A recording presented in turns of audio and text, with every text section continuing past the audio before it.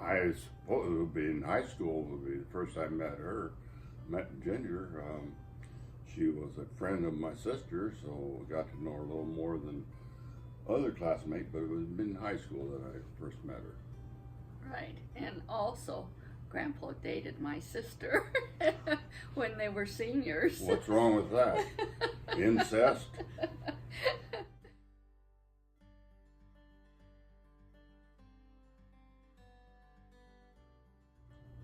Well, I'll answer that one. We went to a movie at the drive-in theater and double dated with Grandpa's niece, who is my Good old same age as drive-in me. theaters.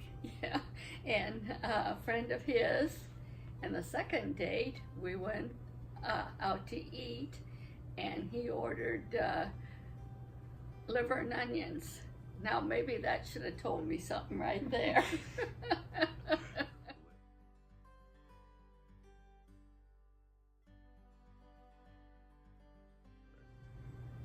I think we talked, we knew this question was coming up, and I don't know that it's just such a gradual thing that I think, excuse me, it kind of grew into the fact that we were going to marry each other. There was no certain, I never proposed to her, and so kind of just a natural thing evolved. So you never proposed to her? No, so maybe our marriage isn't legitimate.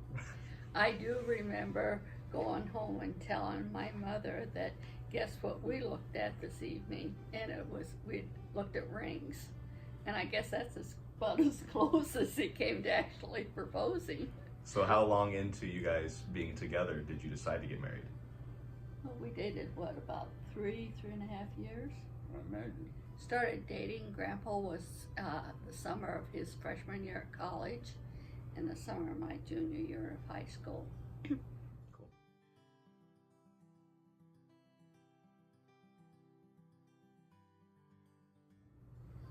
I guess assuming some things, that I'd like to think that I was a good husband and father to my family, and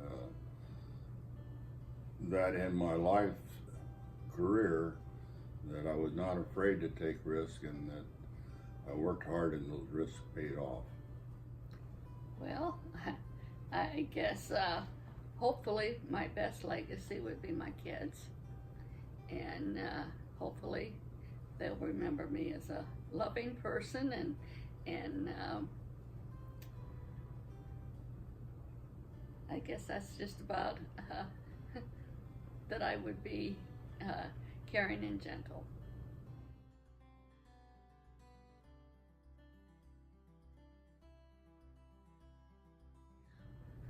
I would have to say that my sister probably was my best friend because had no friends living close to us, and went to a one-room country grade school to where there were no classmates of mine that were female. They were all guys.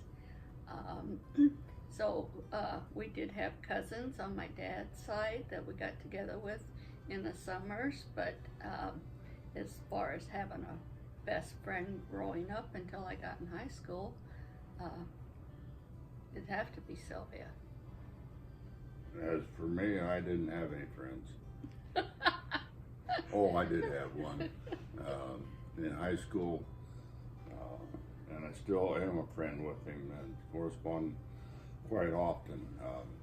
One of the favorite memories of being with him was that we skipped school to go duck hunting, and the three of us, plus the football coach. And of course, I had to have an excuse the next day why we weren't at school.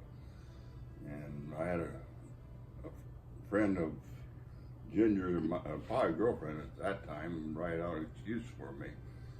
And during the first period of the school, I got called down to the principal's office, and they wanted to know if my mom had written that note. And I said, no, not really. I confessed to it. And they said, well, we know, we already talked to your mom and she wouldn't lie for you. But the other two students, their parents did lie for them. So, but I always admired Mom.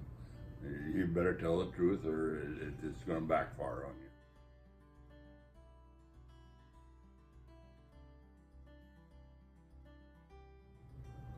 I would have had 8 summers that I had things to fill out the summer. One summer I worked on my master's degree at the Champaign-Urbana campus. A couple of years I sold cars. One summer I installed gas lamps in yards. I built a house one summer. 3 of us, teacher, went together and started from scratch and built a house as a spec house and sold it.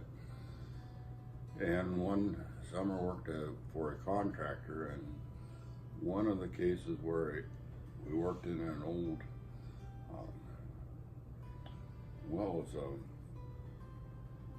distribution of meat products, but it was processed beef that was rotten, and we had to go in and replace a floor, and the floor had at least 6 inches of maggots crawling over. The floor was probably 20 by 40. We had to go in there and scoop those maggots out before we could clean and replace the floor.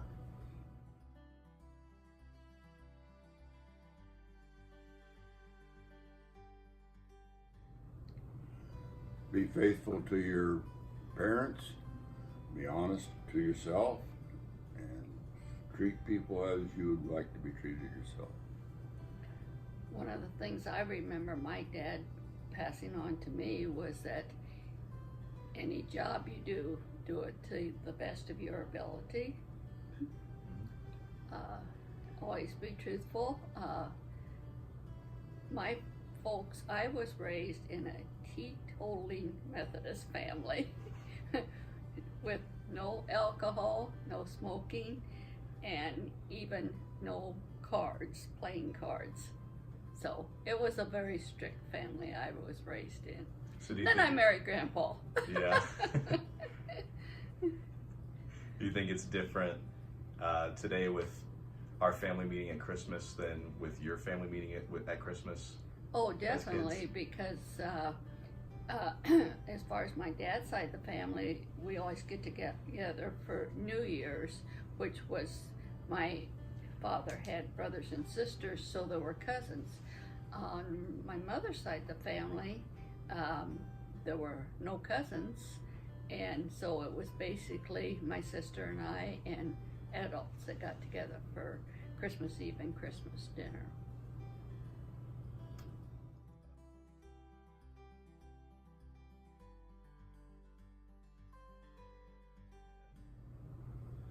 Well, I lived on the farm, and that being one of 6 children that were still at home, and 5 already had been married, we all had assignments to do. One working with livestock. I had 6 cows to milk in the morning and night when we had the dairy cows. We was all assigned chores and all had to have them done. Well, I was raised on a farm also, and since my father had no sons, my sister and I were the ones that did all the chores when he was out in the fields working. I remember a lot of times going with my dad to get the cows in, and we always, my sister and I, we would have to go out across the feedlot to throw out corn for the hogs, and we had an old rooster that would always chase us, and we would watch and wait for him to not be looking, then we'd run like crazy to try to get to the wagons before he chased us. But mostly it was just, other than when I spent with my sister, I spent a lot of time just wandering around out through the orchard and daydreaming, I guess.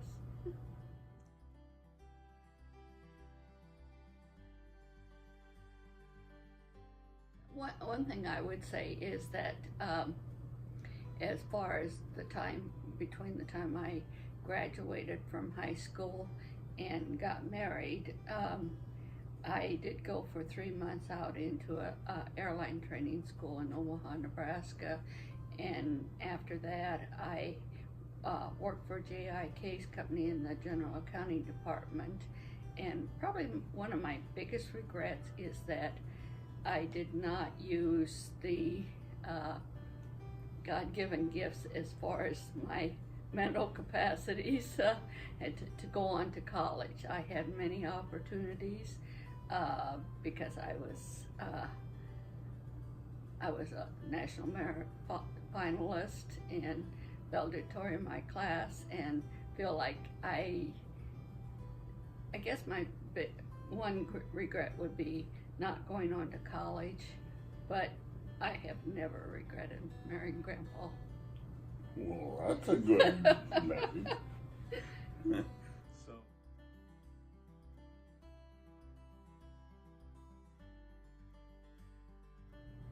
Grandpa's my best friend and always has been. Ginger lost in a maze in England and got a little lost control of things. oh my. Do you have any favorite memories with your children? Whether it be specific. Oh, I certainly have them, but All the get-togethers that we've had over the past years, the holiday get-togethers, but some of the trips we've taken to Gulf Shores, just time spent with family. yeah. There's a lot of individual stories I could tell, but it go on forever.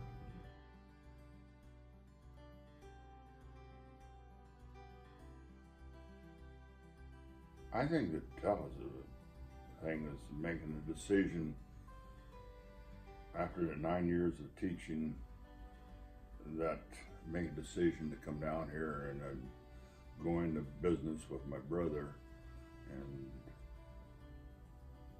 putting all the money that we had and all the money I could borrow into a business that I had faith it would go, and then it worked out with the risks that we took. It worked out great.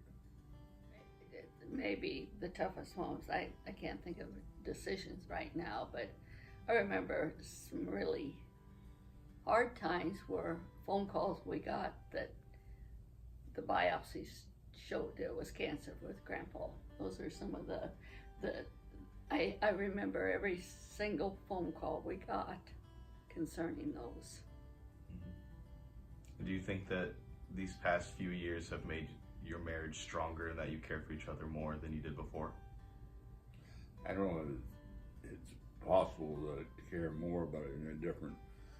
As you age, you see things differently, and it's been a partnership that I'm proud of being part of it.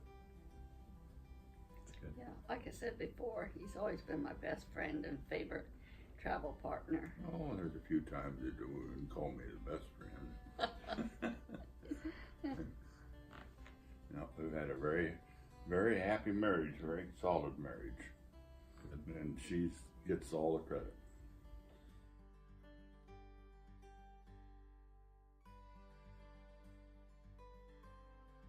I would say always be true to each other, and communication's a great thing. Always be honest with them. That's good advice.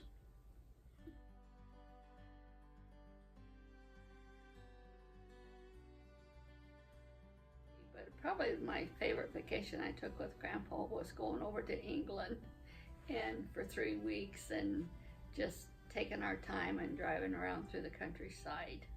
And that trip stands out above all the others I've taken, and I've been fortunate to take a lot of good trips, but that would be number one for me.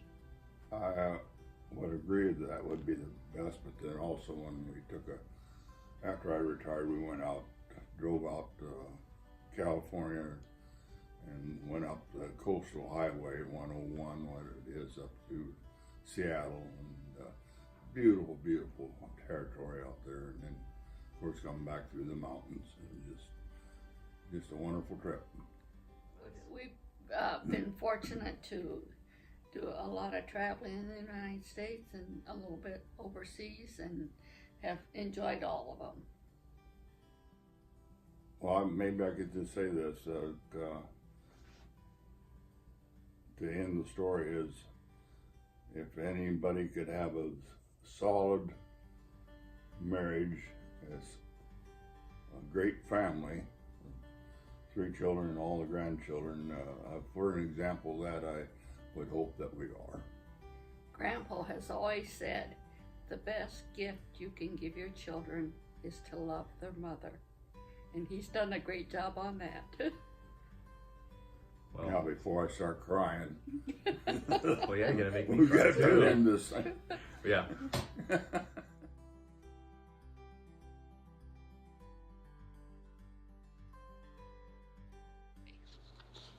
And I printed this off, and I'm pretty sure you printed yours off too, because we did it on the computer. Mhm. I don't do my computer anymore, but I thought that way if anybody else ever wants to make a copy of Yeah. it, they can. But Jason, when Jason graduated from college, he had 2 weeks before he started work, and one of the weeks he came up here and went up to the Quad Cities with us, and Grandpa went to all the cemeteries where relatives are buried, even going out to Iowa, where the descendants of his, that the Uncle The George. story that you would be interested in. Our last name, of course, is spelled Schmidt, and part of the family that went to Iowa, they ended their Schmitt, and even though they're brothers, once they, probably because they really wasn't sure how to write their name back in the middle 1800s. But anyhow, we decided that we'd drive out to Iowa where that family was and look at the cemetery, which I knew was there, and see if I can see any names that I recognized it did. And Jason says, I wonder if any of them are still alive and live around here. I said, I have no idea. And he pulls out his phone.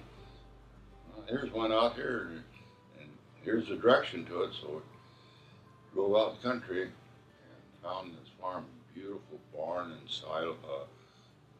farmstead. And the house was like a 1950s house. The grass was about this tall. The house needed painting. And I pulled up in the driveway. I went up there and knocked at the door, and no answer, and knocked again, and still no answer. I started walking back to the car, and here come a man out there with bib overalls, one bib undone, the shoulder strap here. What can I do for you? I explained who I was after he introduced himself. And I said, we're just out here looking about relatives. Any other relatives? Yes. He says, I got a brother, but he killed, the son of a bitch killed my dad, our dad. Oh my gosh. and then went on explaining how it was that he was in a house fire. And the brother saved himself, but not his dad. Wow. That's really neat. You walk out there in the farm and find out the son of a bitch killed my dad. But when we left, Grandpa says, thanks, Uncle George, for coming to America, or something like that. Because he found the gravestone of the original one that came from Germany that made it responsible for all of us, all of them being here. And he was interested in, he's interested in, Angie's very interested in history. And that's why how this came about is he wanted us to write up anything we knew, and I didn't know that you had gone up to Quad Cities with Jason. That's cool. Yeah, it was his idea, and started cemeteries around there that, of course, was an old German settlement that we were from, and pretty much all in the same area. On my dad's side, and on my mom's side, it was a town about 20 miles away from my father's hometown or farm. So, back then, when they got married, 1915 or in that area, which they didn't do a whole lot of traveling at that time, and family units were pretty close together physically. His parents were married in 1914. My grandparents were married in 1913. So. Let's see.